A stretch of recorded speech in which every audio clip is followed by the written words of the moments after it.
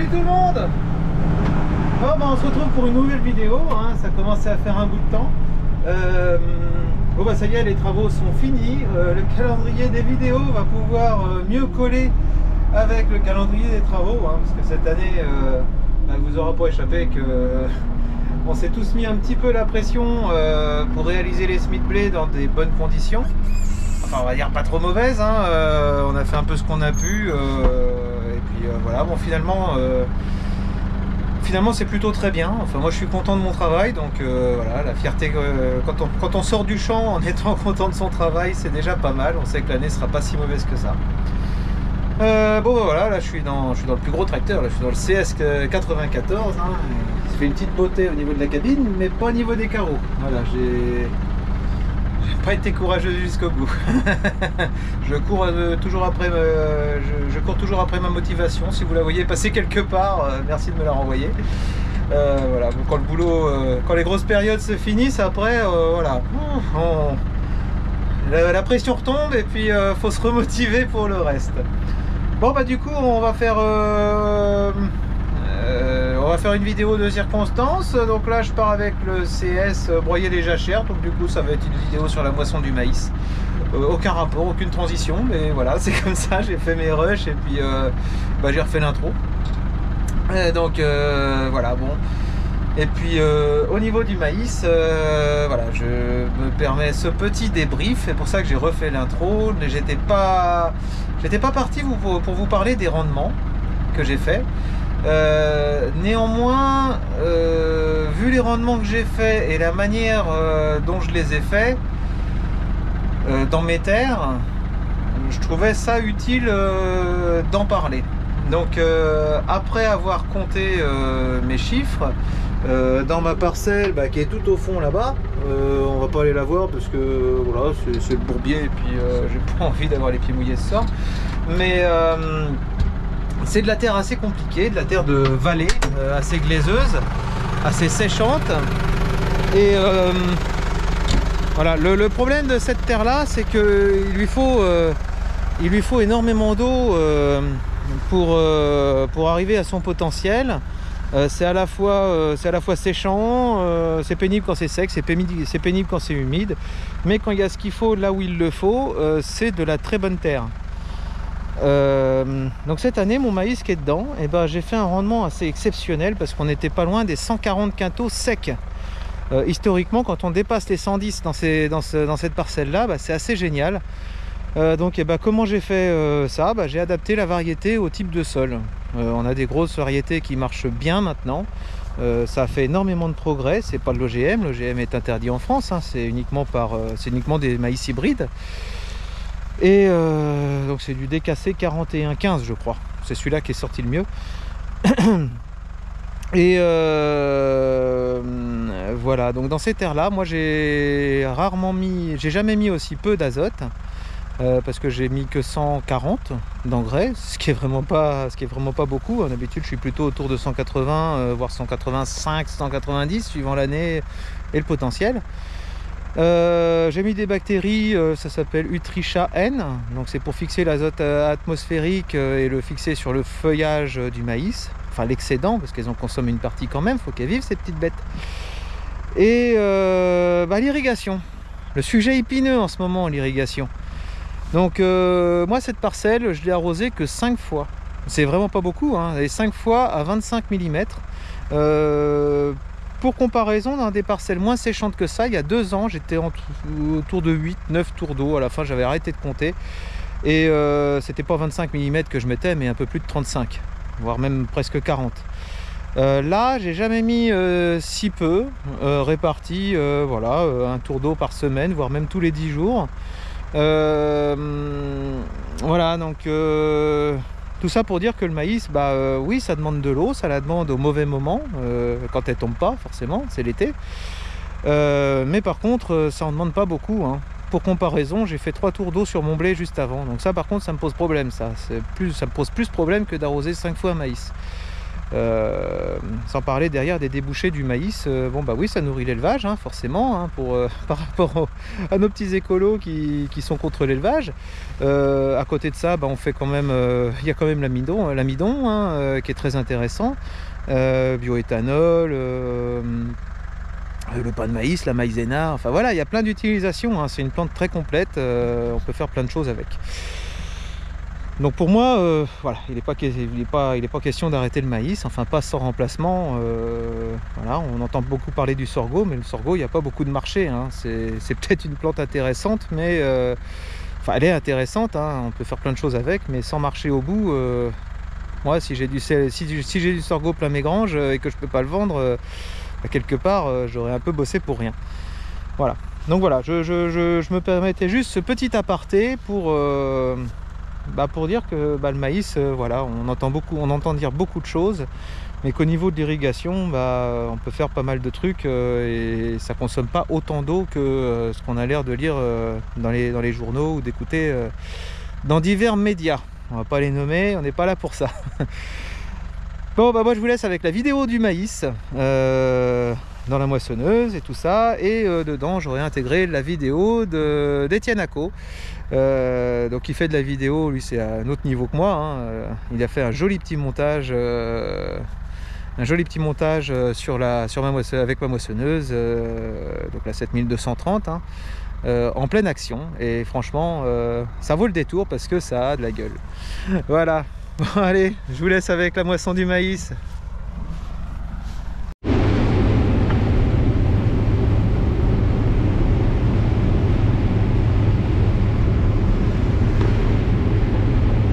Voilà, ça rentre plutôt bien. Voilà, on a le rendement sec instantané. Bon, là, je viens de passer un passage d'enrouleur, donc ça va baisser avant de remonter. Sur l'instantané, on est pas mal. Bon, après ça, il y a des zones forcément où c'est moins peuplé. Il y a eu des petits dégâts, ça a plus accusé le sec. Un peu, enfin voilà, dans les cailloux, dans tout ça. Donc voilà, mais grosso modo c'est une année relativement pas mauvaise. Là ici, alors c'est à la fois des variétés qui ont des très bons scores au niveau rendement, mais avant tout moi le critère c'est de prendre des variétés qui résistent au stress hydrique. C'est-à-dire que c'est du maïs qui génétiquement va être capable de résister aux coups de chaud, coups de sec, etc. C'est pas infaillible, mais ça résiste mieux qu'autre chose, mieux que d'autres variétés standards. Quand je dis génétique, attention, c'est pas des OGM, hein. L'OGM est interdit en France, hein. Bon alors, petite parenthèse, d'accord. Là, on est dans une zone du champ, c'est ouvert, hein. C'est impressionnant. Et ben, devinez quoi, l'enrouleur n'a jamais été jusque là. Ici, ça n'a jamais vu la moindre goutte d'eau d'irrigation. Voilà. Donc c'est ce que j'appelle de la terre de vallée. C'est de la terre argileuse, tendance glaiseuse même. Et voilà, du coup, je pense que comme la sécheresse s'y est pris de bonheur, ça l'a fracturé de bonheur. Et du coup, les racines du maïs sont descendues beaucoup plus creux que d'habitude. Et j'explique ça comme ça, je vois pas trop pour quelle autre raison. Et puis il est pas ridicule, hein, il est très clair parce que les corneilles s'en sont occupées quand il a poussé, quand il a démarré, mais quand on regarde dans les cueilleurs, il y a des trucs assez sympas qui rentrent dedans, hein. On voit pas très bien.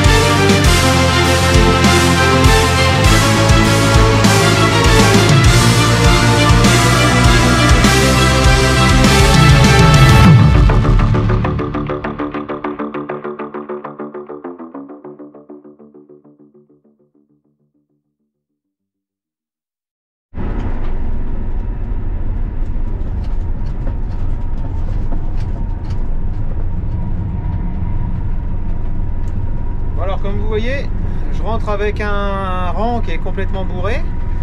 Une petite panne. J'ai l'arbre à 6 pans qui est cassé à l'entrée du boîtier, de l'élément de sécurité. Donc bah ouais, ça m'a arrêté net, hein. L'avantage c'est qu'il est cassé sur plus de la moitié à vue à l'œil comme ça, je dirais sur les 2/3 de son diamètre, et c'est rouillé, ça a battu, donc voilà, ça faisait un bout de temps.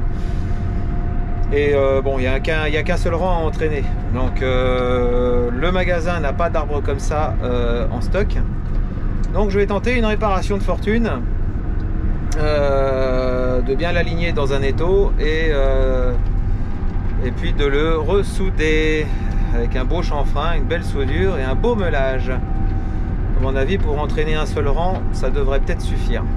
Enfin, ça devra suffire, il faudra que ça suffise de toute façon. Et puis bon, bah si ça pète, de toute façon je sais que j'en ai un de fragilisé, il va falloir que j'en commande un, que je commande de l'arbre comme ça au mètre. Si je pouvais en avoir 2 mètres d'avance, ce serait pas mal pour l'avenir. Voilà, bon. Et ben on va réparer ça. C'est bien, il y a toujours un petit peu de mécanique, ça permet de garder la forme.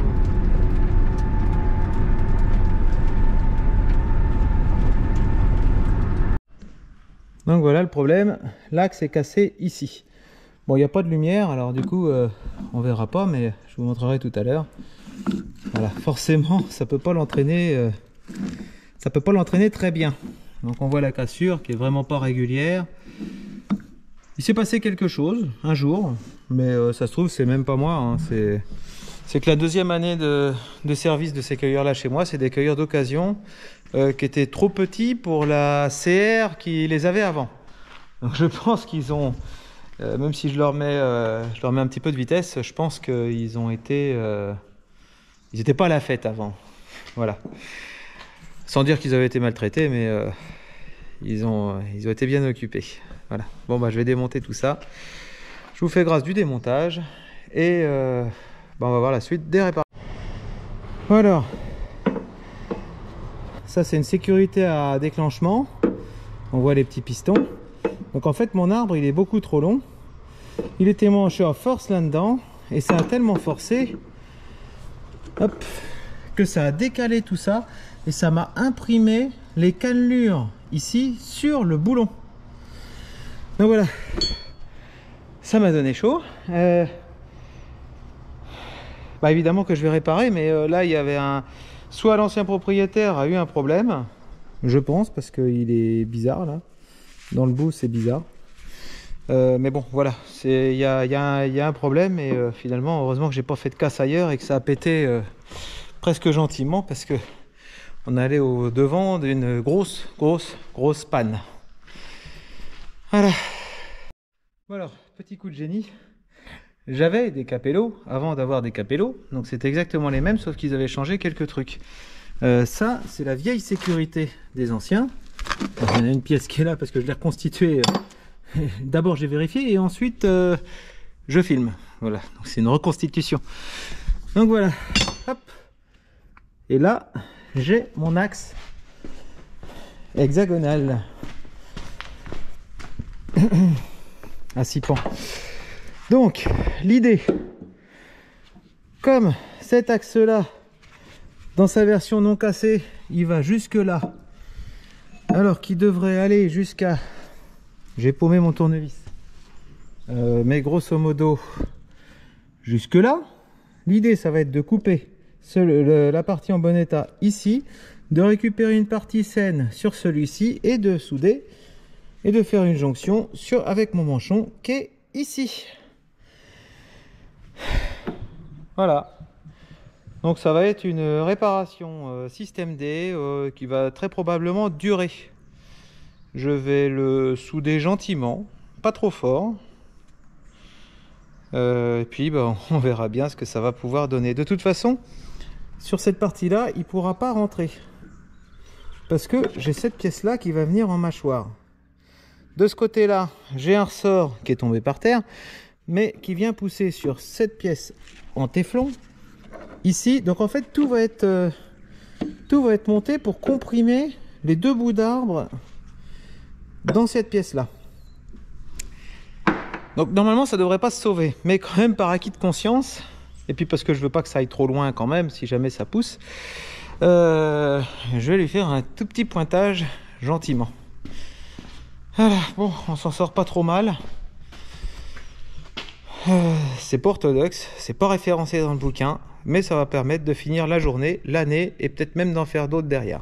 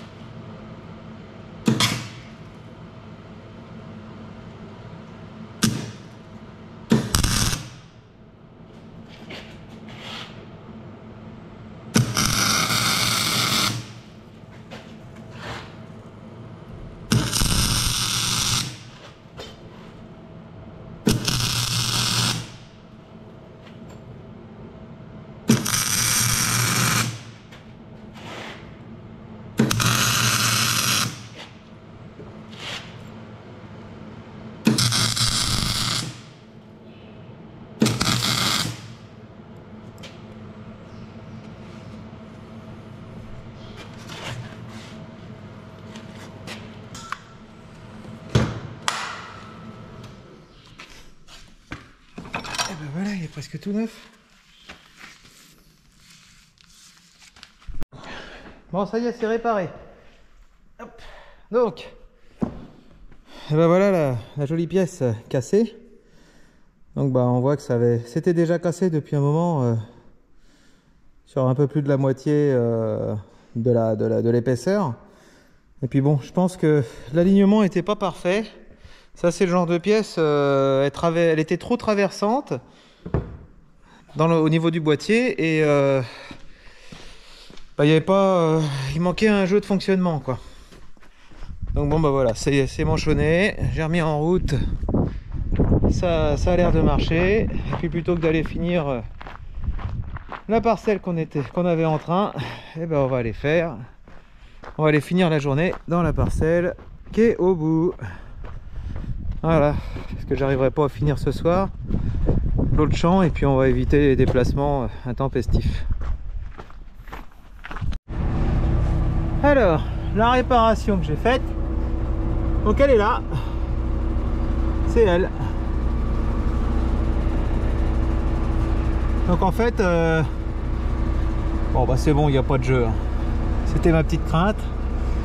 En fait, cet axe-là était trop long, il arrivait à peu près jusque là. Et tandis que là, ici, il rentre ici à peu près.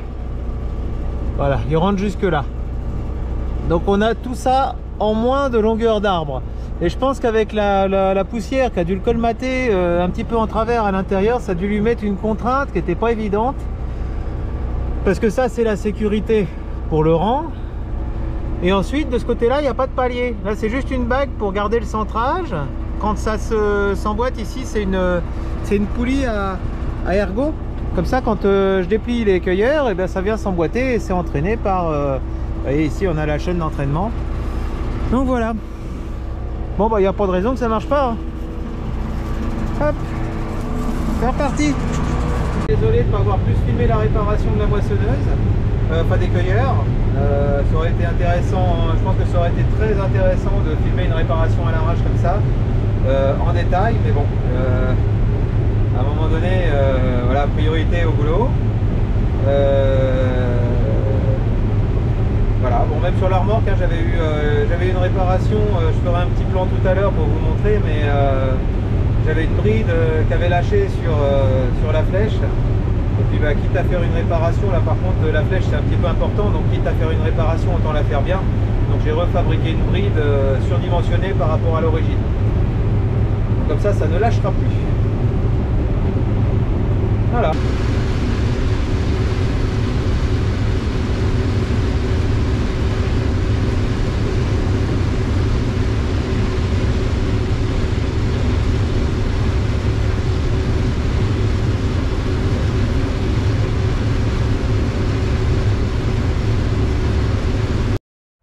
Bon bah voilà, c'est la fin de cette vidéo. Je vous remercie de l'avoir regardé. Je vais essayer de revenir plus régulièrement vers vous en vidéo. J'ai encore pas mal de trucs sous le coude, hein, donc on va avoir des petits décalages chronologiques.